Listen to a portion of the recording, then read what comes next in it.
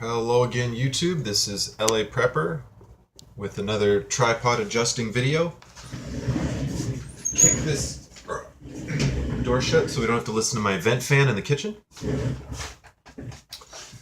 So one of my subscribers, and I don't know how different people feel about like giving. I mean, if someone's making YouTube videos, giving them a shout out is one thing because they're kind of putting themselves out on YouTube. So I figure, as far as OPSEC,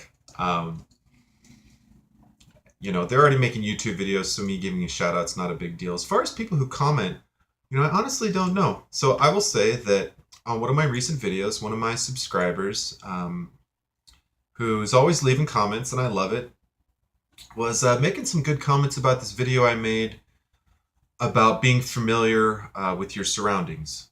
It's not called that, but anyways.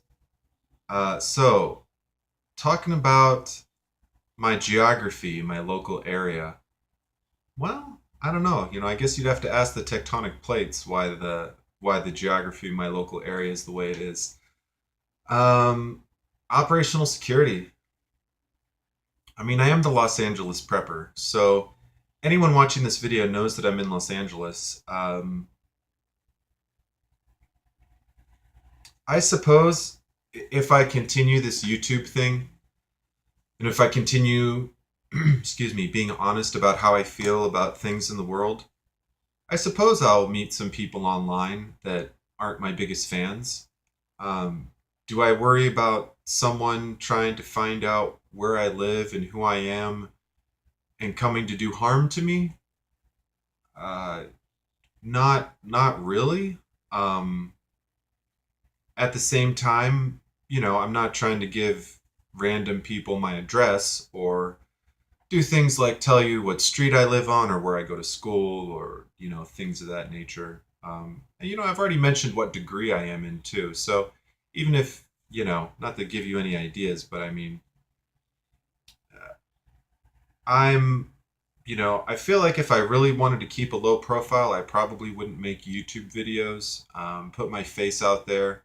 And I have to admit, even recently, I've sort of had second thoughts about videos that I've made about, purchasing rifles or how I feel about handguns or defending myself and things like that. But on the other hand, I make videos to share my voice and sort of how I feel and kind of, if you will, like the rookie prepper. It would have been a good name for me, but I'm not sure more talented preppers would have subscribed to my channel. But I am a rookie prepper. I'm a rookie camper and a rookie firearm enthusiast, and still in a lot of ways I kind of feel like a rookie at life. Certainly with regards to anything tactical, I have zero tactical training. Okay, that's not true. I have officially, unofficially, at least a couple hours in ROTC. At least, actually, grand total, I'll be generous. I'll give myself maybe 4 hours. 4 hours of sort of training with the intent of having a tactical nature to it. Wasn't very intense. Well, one of them was actually I did, and I don't mean to get off topic, but since I'm thinking about it, the first one I'm thinking of was we're carrying around rifles with blanks in them, doing some drills on moving, and we were trying to quote unquote hunt some of our fellow ROTC guys, search and destroy type thing, and man, they just hid behind the bushes really well. I kid you not, we would just like walk right up to them, and they were, they had camo on. They didn't have any ghillie suits or anything, but this is in broad daylight. So fascinating how a very, very small plant can still provide really excellent cover if you use it well. The second thing that I had a little more official training in, and I pissed off a lot of people in this training. Not really because I did something wrong, but so I was over in Robbins Air Force Base years and years ago, so long ago. I'm not even going to say how long it was ago. It was over 15 years ago. It was a freaking lifetime ago. But back when I was in ROTC, and they were doing a big war game. And when I say big, I mean, big for hosting it on a base. I mean, they were all, it wasn't any vehicles. It was just people on foot and like bases, and they had their firearms all had the electric,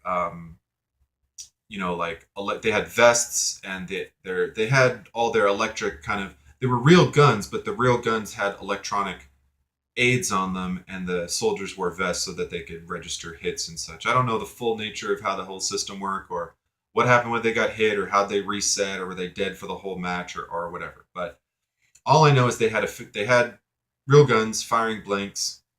It was in the dark, and I can't remember a lot of details. I know there were two sides, and I don't know if there were further objectives. I kind of got involved in an objective, but I don't know if they were just trying to fight each other, or capture somebody, or capture an object, or defend a waypoint or an objective.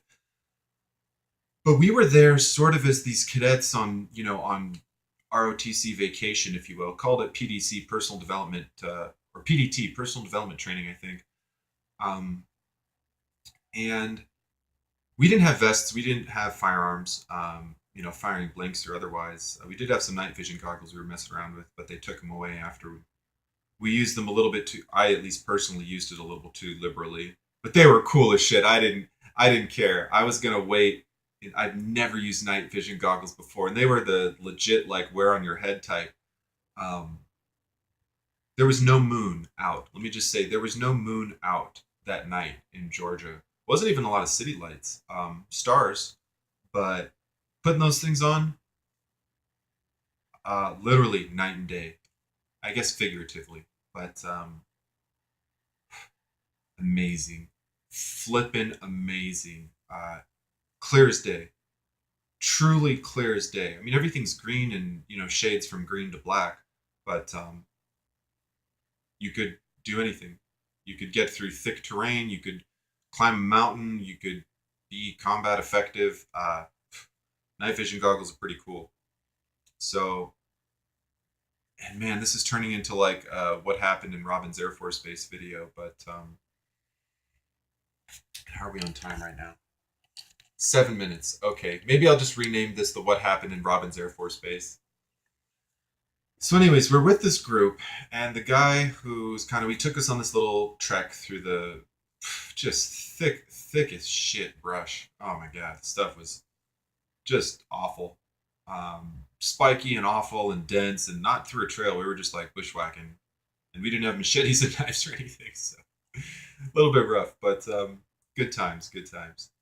So finally, we get around to where we're sort of like watching these guys doing this stuff, and he's like, I want to volunteer to do something. And I don't know if he said what he was going to have the volunteer do, or he said what he wanted the volunteer to do, and then he asked for volunteer. But anyways, I volunteered, and he wanted me to drop off a quote unquote, explosive, fake. I don't know if it even beeped or if it even looked like. I think it was just like a briefcase or a box or something. I don't know.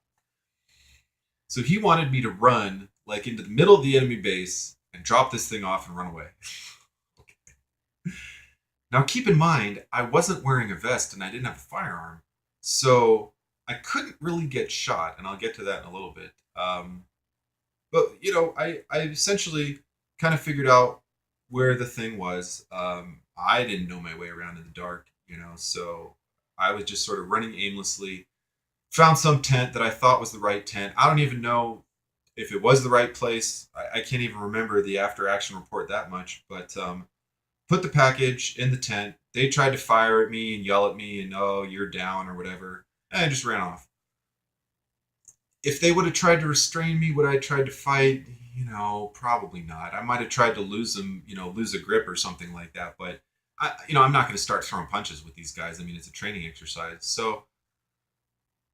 So after the thing was over, the other side was kind of butthurt that I wasn't wearing a vest, and that was sort of like an unofficial last minute entry into their training exercise and all this stuff. And the commanding officer, or at least the commanding officer in charge of our kind of group, was like, well, you got to prepare for the unexpected.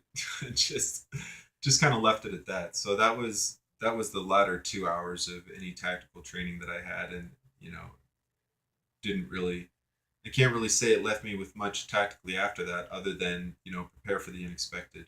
Um, so what started out as a reply to this comment turned into my 4 hours of comprehensive tactical training with the military.